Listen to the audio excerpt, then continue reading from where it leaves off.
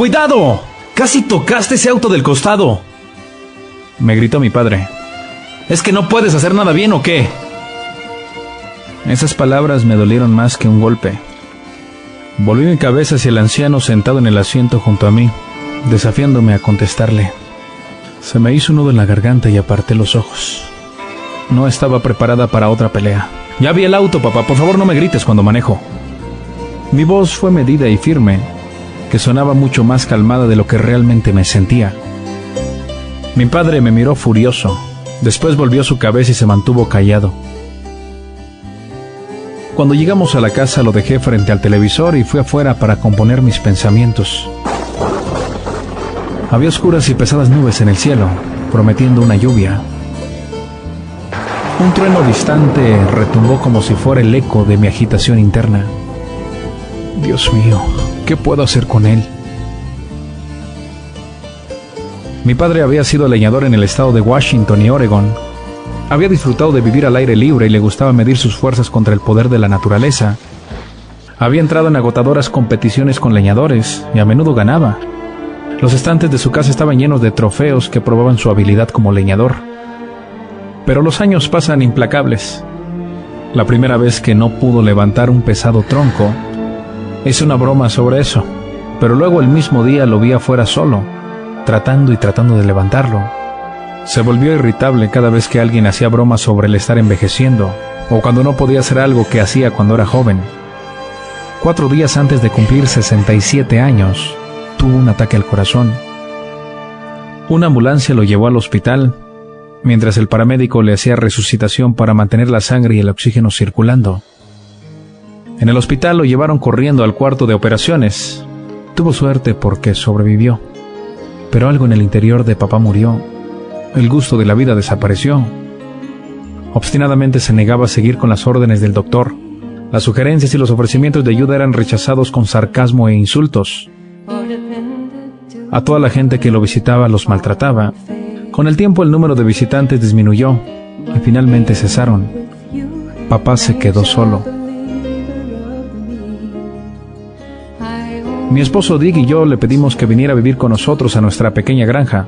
Esperábamos que el aire libre y la atmósfera de la granja le ayudaran a ajustar su vida. Una semana después de venir, ya me arrepentía de la invitación. Nada le parecía satisfactorio. Criticaba todo lo que yo hacía. Me sentía frustrada y deprimida. Pronto me di cuenta que estaba desahogando mi rabia con Dick. Empecé a discutir y a pelear con mi esposo. Alarmado, Dick buscó ayuda profesional y le explicó la situación. El especialista nos dio citas de consejería para nosotros. Al final de cada sesión él terminaba con un consejo, y a veces pedía a Dios que calmara la turba de la mente de papá. Pero los meses pasaban y Dios guardaba silencio. Así que había que hacer algo, y era lo que yo tenía que hacer. Al día siguiente me senté con la guía telefónica y llamé a cada una de las clínicas mentales que había en ese libro. Expliqué mi problema a cada una de las voces llenas de simpatía que me contestaron. Justo cuando estaba perdiendo la esperanza, una de esas amables voces de repente exclamó: «Oh, recién leí algo que podría ayudarle. Déjeme ir a buscar el artículo». El artículo describía el sorprendente estudio hecho en una clínica, donde todos los ancianos pacientes estaban con tratamiento por depresión crónica. En todos ellos, sus actitudes mejoraron en forma excepcional cuando se les dio la responsabilidad de cuidar a un perro. Así que fui a la municipalidad a ver los perros ofrecidos en adopción. Después de que llené un formulario, un oficial uniformado me llevó a los corrales de los perros. El olor a los desinfectantes inundó mi nariz cuando entré a las filas de las jaulas. Cada una contenía de 5 a 7 perros. Los había de pelo largo, arrulado, unos negros y otros con manchas que saltaban tratando de alcanzarme. Los fui estudiando uno por uno, pero los rechacé a todos por distintas razones. Demasiado grande o demasiado chico, demasiado pelo, etc. Cuando llegué al último corral, un perro desde la esquina más lejana se paró con dificultad. Caminó hacia el frente de la jaula y se sentó. Era un pointer, una de las razas aristócratas del mundo de los perros. Pero este era una caricatura de esa raza. Estaba en un estado deprimente. Los años habían puesto en su cara y hocico un poco gris. Los huesos de sus caderas sobresalían en triángulos desiguales. pero fueron sus ojos que atraparon mi atención, ojos calmados y limpios que me observaban fijamente. Apuntando al perro pregunté: ¿qué me dice de este? El oficial miró y movió la cabeza. Fíjese que ese es un poco raro. Apareció no se sabe de dónde y se sentó en el portón del frente. Lo entrenamos pensando que quizá alguien viniera a reclamarlo. Eso fue hace 2 semanas y nadie ha venido. Su tiempo se termina mañana. Hizo un gesto como de que no se puede hacer nada. Mientras las palabras entraban en mi mente, me volví al hombre con horror. ¿Quiere decir que lo van a matar? Señora, dijo dulcemente, es el reglamento, no hay lugar para todos los perros que nadie reclama. Su tiempo se termina mañana. Miré al Pointer otra vez, sus calmados ojos marrones esperaban mi decisión. Lo tomaré, le dije. Así que salí caminando de aquella perrera municipal, subí al perro al auto y manejé hasta la casa con el perro sentado en el asiento delantero a mi lado. Cuando llegué a la casa toqué la bocina 2 veces. Lo estaba ayudando a bajar del auto cuando papá apareció por el porche de enfrente. «¡Mira lo que traje, papá!», le dije entusiasmada. Papá miró y puso una cara de disgusto. «Si yo quisiera un perro lo hubiera buscado, y hubiera elegido uno mejor que esa bolsa de huesos. Quédate con él, yo no lo quiero, ¿eh?». Agitó su brazo despectivamente y empezó a caminar hacia la casa. El enojo creció dentro de mí. Me apretaban los músculos de la garganta y sentía los latidos en las sienes. «Es mejor que te acostumbres a él, papá, porque se queda con nosotros». Papá me ignoró. «¿Me escuchaste, papá?», grité. A estas palabras, papá se volvió enojado con sus manos apretadas a los costados, con sus ojos entornados de odio. Estábamos parados mirándonos fijamente como duelistas, cuando de repente el Pointer se soltó de mi mano. Fue cojeando despacio hacia mi padre y se sentó frente a él.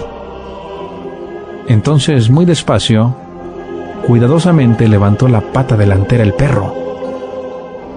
La quijada de mi padre tembló mientras se quedó mirando a la pata levantada. La confusión reemplazó la ira de sus ojos. El Pointer esperaba pacientemente con su pata levantada. De pronto, papá se estaba arrodillando, abrazando el animal. Ese sería el principio de una cálida e íntima amistad. Papá lo llamó Cheyenne, y juntos él y Cheyenne exploraron el vecindario. Pasaron largas horas caminando por los polvorientos caminos, iban a las orillas de los rápidos ríos, pescaban sabrosas truchas, pasaban largos momentos juntos, incluso comenzaron a ir juntos a la iglesia los domingos. Mi padre sentado en un banco y Cheyenne echado silencioso a sus pies. Papá y Cheyenne fueron inseparables a través de los 3 años siguientes. La amargura de mi padre se desvaneció, y él y Cheyenne hicieron muchos amigos. Entonces, una noche, muy tarde, me extrañó sentir la fría nariz de Cheyenne. Estaba tocando mi hombro mientras yo dormía. Nunca antes había entrado a nuestro dormitorio en la noche. Desperté a Dick. Me paré de un salto de la cama y corrí al cuarto de mi padre. Papá estaba en su cama con una faz serena, pero su espíritu se había ido silenciosamente en algún momento durante la noche. Al otro día, mi dolor se hizo todavía más profundo cuando descubrí que Cheyenne estaba tendido muerto junto a la cama de mi papá. Envolví su cuerpo en la alfombra sobre la cual siempre había dormido, mientras Dick y yo la enterrábamos cerca de su lugar favorito de pesca.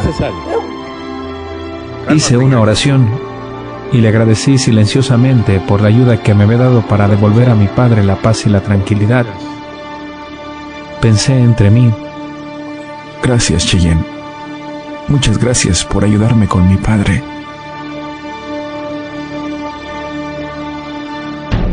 La mañana del funeral de papá amaneció nublada y sombría. Ese día se ve de la misma manera que yo me siento, pensé, mientras caminaba hacia la línea de bancos de la iglesia reservados por la familia. Estaba sorprendida de ver la cantidad de amigos que papá y Cheyenne habían hecho. Estaba llena la iglesia. El pastor comenzó su elogio del difunto. Fue un tributo para papá y para el perro que había cambiado su vida. Entonces el pastor citó Hebreos 13:2.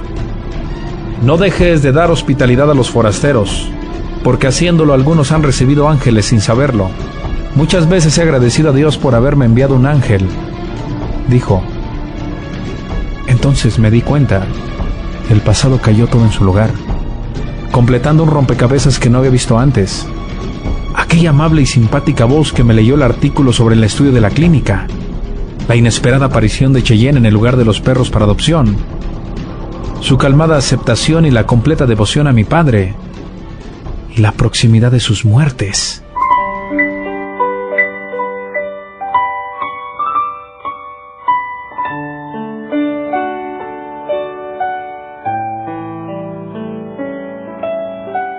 De repente comprendí. Me di cuenta que ciertamente Dios había contestado mis plegarias en busca de ayuda.